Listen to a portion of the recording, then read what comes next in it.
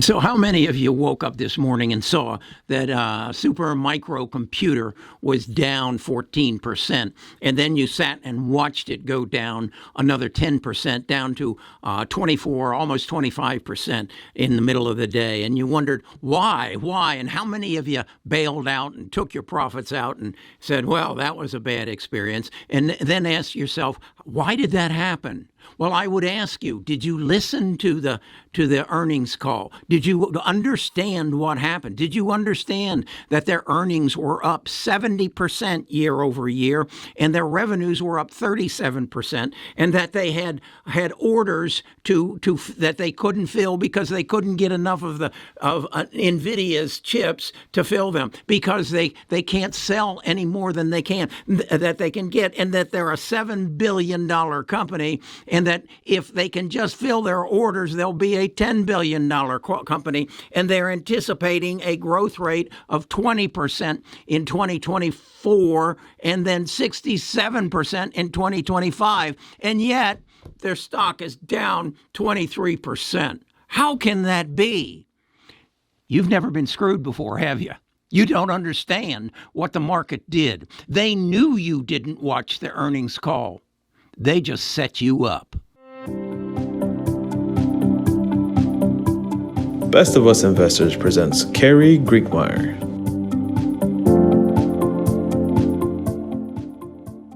That's right. Wall Street pulled a trick on you. They know that this company's going through the roof. They can sell everything that they can get made, and that they are going to grow by 30% probably just in this next year. And they're going to have growth continuing for the next 5 years. They are building plants in Malaysia and then one in the Americas that they hope to have finished in 2025 so that they can meet the demand that they have coming. And yet the price of the stock went down 23%. And that was because Wall Street wanted it to, so that they could make an extra 23% off of you not being informed of what's actually happening. You admit it. You did not listen to the earnings call. So you didn't know that their earnings were up 70%. You didn't know they were planning to build 3 new plants to meet the demand. You didn't know that their only thing holding them back right now is the availability of the super chips. You didn't know this. So you got screwed. If you sold, I almost doubled my position. You know why I almost doubled my position? I listened to the earnings call.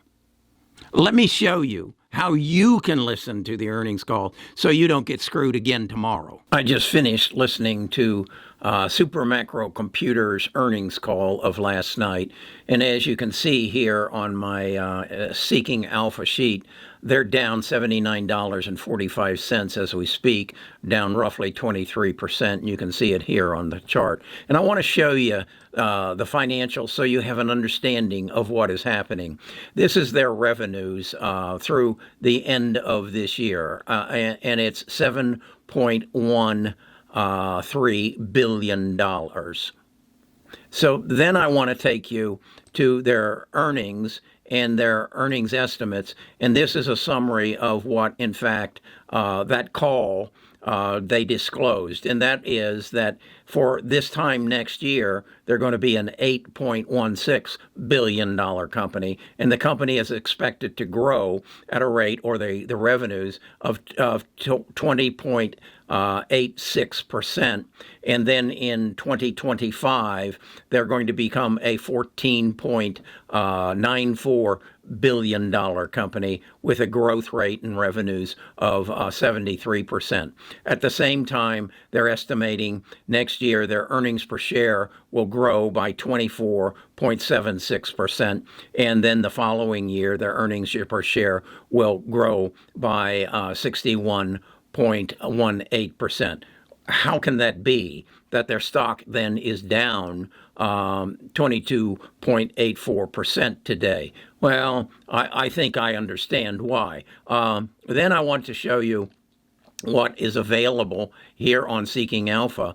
If you want to learn more about it, you can go to their and have the call played to you, and then sit and read the commentary or the words that both their CEO Charles Liang speaks, and he again says that they had a fiscal year results of 7.12 billion, up 37%, and their earnings per share hit $2.18, which was up 34%, and a year-over-year growth, or a 70% year quarter-over-quarter growth. This company is on fire. This company is producing money at an unprecedented rate, and yet we see they're down 23% this year. I listened to this. It's 51 minutes, 33 seconds.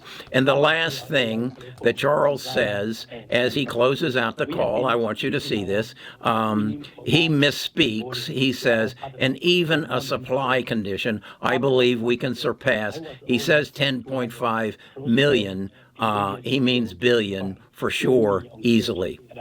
That's what's happening to this company. They go on in here to say the only thing that's holding them back, that would keep them from being bigger, is their availability of the chips that that's going to take for the two systems they have, one air-cooled and one water-cooled. They are the leaders in the AI computer world, and yet they're down 23% today. Why is that? Well, I suspect some people are buying on the rumor and selling on the news. They're taking their profits. They're getting ready to lead you down the path who don't read the financials, who don't understand what's going on, and saying, hey, let's set them up so we can make an extra 20% on this stock. Well, that isn't going to happen for me because I nearly doubled my holdings in super microcomputers today. Let's talk more so that we understand what the hell's going on. I think most of us know that when you go to a casino, you're the patsy. You're the person that they're going to empty your pockets and let you out the front door, but be very nice to you while you're there so that you come back because you had a good time even though you lost all your money. Well, Wall Street does it the same way. They let you win for a while. They let you participate in the game, and then they say, hey, here's an opportunity for us to double down. So let's take some money around from the amateur investors and double down our gains. And that's what they're doing with super macro computer. At least that's what I believe. I've been in this business for some 30 years. I'm a CFP, I'm a CHFC, a CLU. I was a financial advisor, one of the largest with Ameriprise, and then sold the business in 2005. But I've learned more about how Wall Street works, it being a YouTuber, than I ever did as a financial advisor. Because as a financial advisor, I never read the annual reports. I never listened to the earnings calls. I didn't take advantage of my opportunity to listen to the CEO and the CFO and the head of marketing and then have them questioned by analysts digging deeper into what's exactly happening and what do you project for the future, and then coming away and having my own informed opinion. Well, that's what I do now. I've recognized that there's only three words or three numbers you need to be aware of to judge whether a company is going to be successful or not. And that's revenue, revenue, and revenue. If their revenues are growing, the profits are going to come to the bottom line. And I sat there and listened to the 54 minutes, and I could just sense the enthusiasm in these people's voice that they're saying, we had no idea this was going to happen. And we are in the driver's seat of the rebuilding of data centers and around the world. And we have such an opportunity. We're allocating the profits that we're making today, a part of them, to build 3 new plants so that we can meet the demand that is coming to us for these supercomputers. And yet, hearing that, I imagine a group of people sitting around from the Wall Street firms and saying, my God, this is an opportunity. We can go in tomorrow morning. In fact, they started it last night. They started going in and pushing that price down. How do they do that? They sell their shares to each other at lower and lower and lower prices. And then when you wake up in the morning, you see it down 14%, and you say, God, I got to get out of this. It's going down. I don't know why. And they bait you down further and further and further and take you all the way down to 25% off. And then you watch. Tomorrow morning, they'll try to get you to go a little lower. And then they'll start buying back. They'll start buying it from you at the 25% off and putting it in their portfolios and taking advantage of you. It's Las Vegas, folks. Come on. You knew that. But the problem is you're playing the slot machines. You're playing the crap tables. You're not going back to that room in the back and playing poker because you know more than most of the people at the table. Now, there's one person who's the patsy. In the stock markets, it's you. Unless you take 54 minutes out of your day and listen to the earnings reports. Now, if you can't do that, you don't have the time, you don't have the inclination, I'll give you another option. Come join our tribe.